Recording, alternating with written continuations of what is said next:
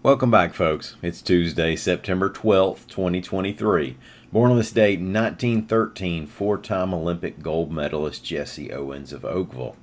Also today, in 1979, Hurricane Frederick made landfall over Dolphin Island just before 10 p.m. Now today we have more pressure on Tommy Tuberville, a library official taking on the kids' books debate, and amended charter Disney relationship. At least for now. I'm Mike Morgan, and we're down in Alabama.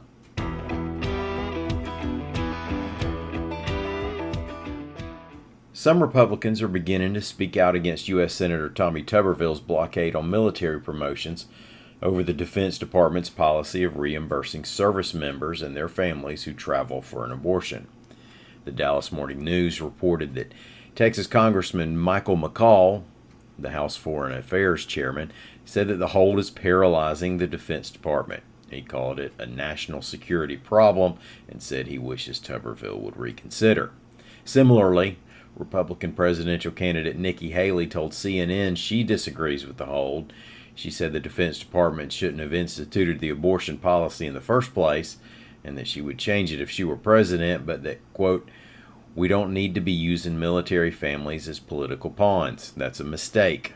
Tuberville has said he'll stand by his promise he made to block promotions if the abortion policy were put into place, and that the Senate could still put individual promotions on the Senate floor to be voted on. A guilty plea has been entered by one of the suspects in the August 2022 robbery and shooting death at Cheaha State Park, reports AL.com's Carol Robinson. Now, you may remember this one. The 22-year-old Adam Simji and his 20-year-old girlfriend, Michaela Paulus, were hiking in the park when two women reportedly living off the grid said they had car trouble. After Simji tried to help, one of the women, Yasmin Marie Adele Hyder of Oklahoma, pulled a gun and attempted to rob the couple. At some point, Simji pulled his own firearm and they exchanged fire. Simji was killed, and Hyder was injured badly enough that she couldn't leave. On Monday, Hyder pled guilty to second-degree murder, kidnapping of a victim not resulting in death, and robbery. The other woman is also under federal indictment. In the debate over what kinds of books, particularly with gay and transgender themes, are appropriate for the children's section of libraries, the executive director of the Alabama Public Library Service has weighed in, reports AL.com's Savannah Trians-Fernandez. Nancy Pack was on an episode of Capital Journal recently and said it's ultimately up to local libraries and policy. She also said parental guidance is needed in determining what is appropriate for a child, and that there are children who want to see their own alternative families reflected in literature.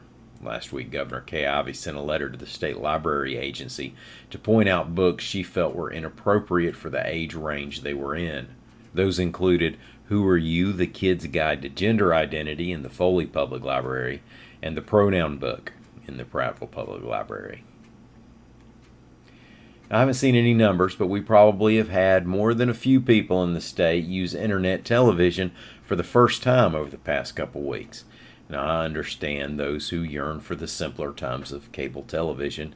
You're not dealing with different home pages and ways to navigate apps, and there's no waiting for the channels to load. Well, let's go back farther. How about 3 channels, black and white? You used Pledge to polish your TV set, and remote control meant telling a kid to get up and go change channels manually with a pair of pliers because the knob had broken off during a Reagan-Carter debate. We might be a little spoiled these days, is what I'm saying. Well, you Charter Spectrum cable subscribers who enjoy your college football will enjoy this news, especially if you and streaming apps haven't become close friends yet. AL.com's William Thornton reports that Charter Communications and the Walt Disney Company have reached an agreement that will allow ESPN and other Disney-controlled networks to be shown on Spectrum. Charter said that Spectrum will have what it calls a more curated set of Disney's channels. It said it'll continue to carry ABC-owned TV stations, Disney Channel, FX, Nat Geo, and the ESPN networks. What it won't include in its packages are Baby TV, Disney Junior, Disney XD, Freeform, FXM, FXX, Nat Geo Wild, and Nat Geo Mundo. So if you've been getting by with a free trial of a streaming app, don't forget to cancel it if that's your decision. Thank y'all so much for listening. We're going to be back here again tomorrow. Until then, y'all come on by and see us on the World Wide Web at al.com.